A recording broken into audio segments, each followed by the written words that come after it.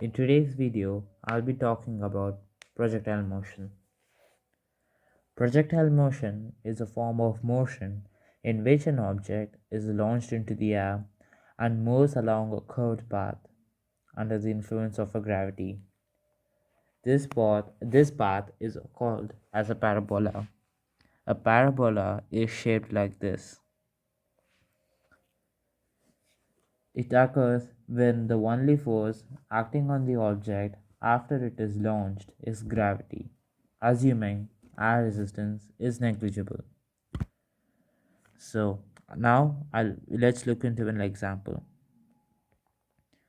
Let's imagine a cannonball is being launched into the space or air at a speed of 20 meters per second at an angle in relation to the ground at 30 degrees.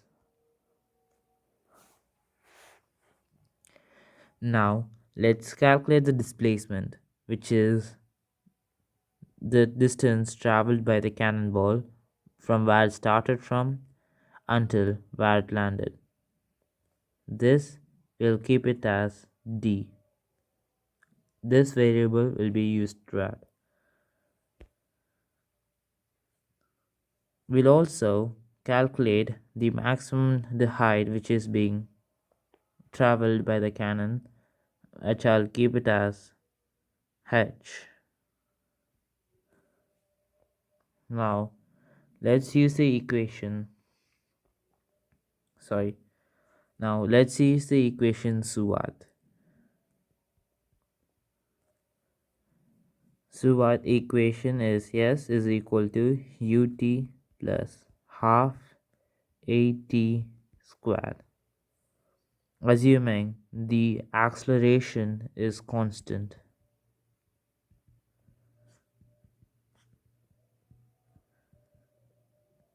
And in this experiment, it will be because G, which is 9.8 meters per second square, is always constant. So now let's get started. First of all, we have to calculate the time taken for the entire process to happen. So I'm going to use this equation t is equal to 2v sine theta divided by g. Now v will be our initial speed and theta will be the angle in relation to the ground.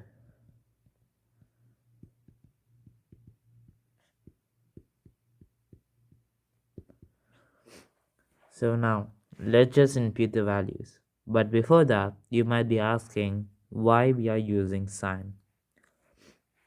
So we use trigonometry to find the total time because the projectile motion depends on two factors. One is the horizontal motion.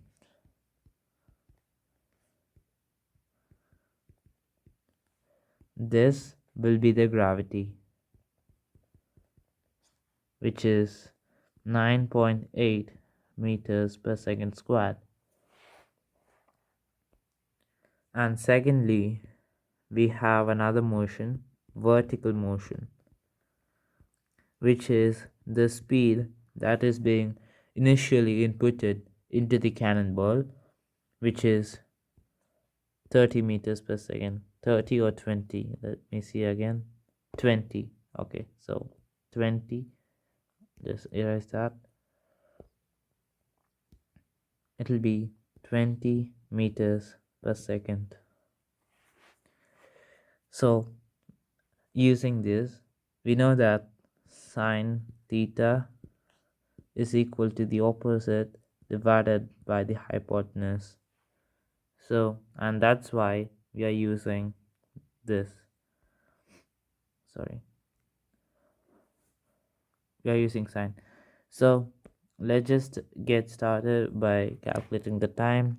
T is equal to 2v sine theta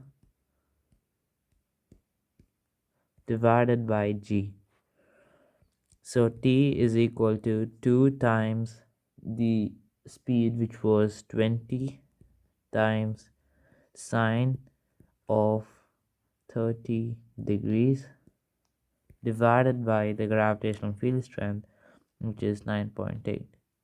So let's just put that into the calculator. So rounding off to 2 decimal places, we'll get the total time taken will be 2.01 second. We'll get the time as t is equal to 2.04 seconds. The time. I'll see you guys in the next video. We'll calculate the displacement and the height, the maximum height reached by the cannonball in the next video. Thank you.